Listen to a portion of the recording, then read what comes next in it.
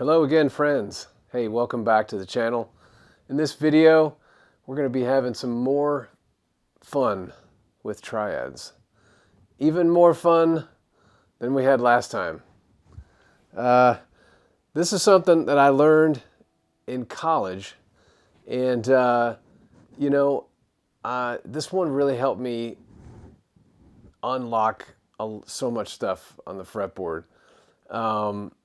And it's one of those things where you can start to really see, when you can start to see things unfold, and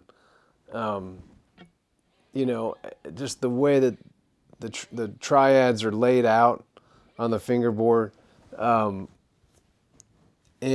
knowing all the inversions, it just helps so much. So check this out. My name is Mike Payne, by the way. I'm a session, guitarist here in Nashville, and it's a good place to be. But so we've got. Let's just start with G major, okay? So here's our G major, right? And then we're going to just work this up in the key of G major, diatonically, right? So we have our 1 chord, G major, 2, A minor, 3, B minor, the 4 chord is the C major, 5 chord, of course, is a D major, and a 6 chord, E minor, and then, there's our 7th chord, and then we're back to G. Okay, alternately, you could also just play or a D. I guess it's really D7. You could just, but that's fine for now. Okay, and so now let's take it. Let's go to the first inversion, okay? And that's with the 3rd on the low, third in the lowest part of the triad. So we've got our start with a B, D, G, right? Now let's work this up diatonically now. Same key.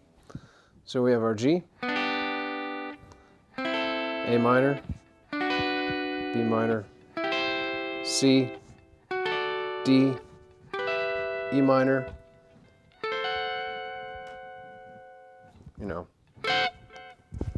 F sharp diminished, back to the G, all right? And it's good to work these back and forth. By the way, I encourage you to grab your guitar. This is something that if we could do this together, it's going to speed up your learning. So grab a guitar. Okay, so and hey, I always forget to say this, but please subscribe. I usually wait till the end of these videos to ask, but yeah, if you could just hit that subscribe button, I would really appreciate it. And that way we get to hang out more often. You get to see these videos as they come available. So, all right, where were we? Okay, so we've just done first inversion. Right, now we'll do second inversion, okay? That's with the 5th and the bass. So here's our G. We'll just start with the G and go up, okay? So we've got G, A minor, B minor, C, D, E minor, F sharp diminished, and back to G, okay? And now, so the fun part, actually, that's huge right there. If you can just do that, if you know where all of those inversions are and how they connect, you're already way ahead, right? This is gonna this is the stuff that once you know this, you can really move anywhere. I mean, you need to know it in all the keys, and but you can pretty much go anywhere you want to go, and not have to really think about it. So, you know, it gets pretty fun when you let's just take you know, we'll stay in G.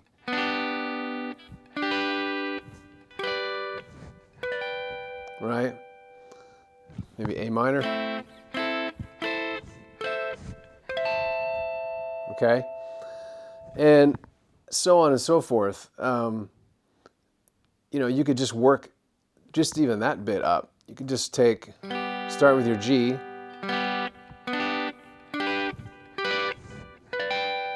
Right? Then go to A minor.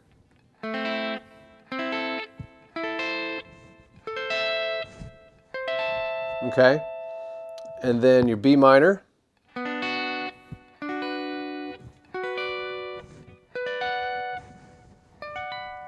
right? And C. No, don't forget we have a C down there as well. So so really you can start.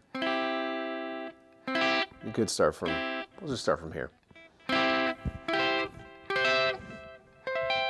Slower. Okay? And don't forget, you got one behind there too. Let's go to D. So we really have D here.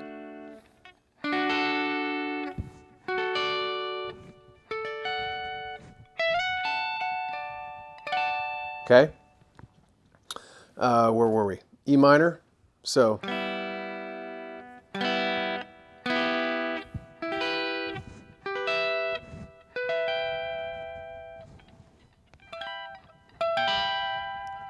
let's not forget about that one up there.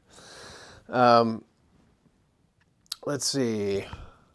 And then, yeah, I mean, you know, I'll leave out the 7 for now. It's fine. Most of the time when we're doing pop music, we're playing a 5 chord, maybe with a 7 in the bass anyway.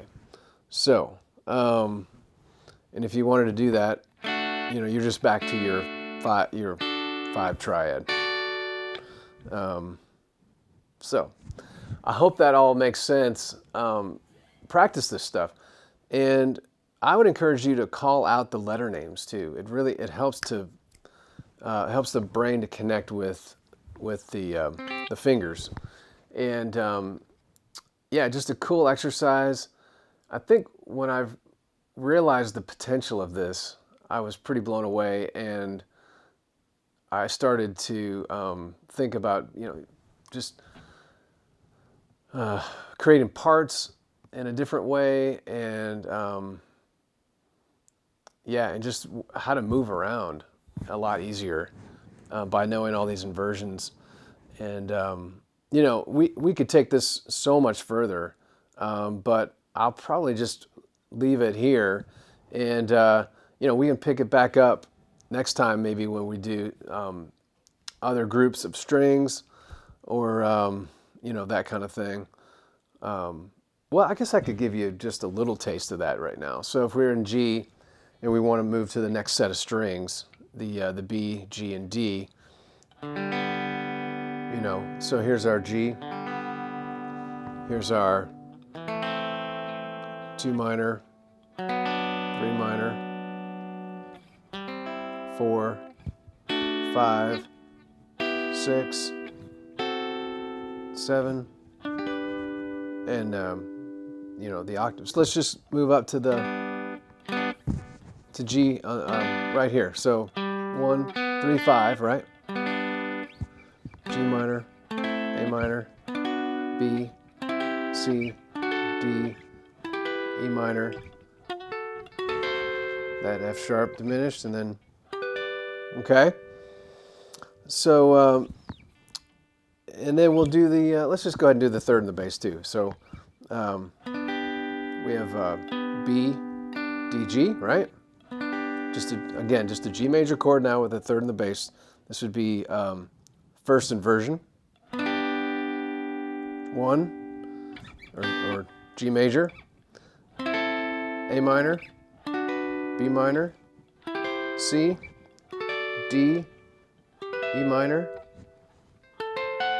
F sharp, diminished, and then, okay. Look at that, the tuning's not even too bad up there. Not too bad.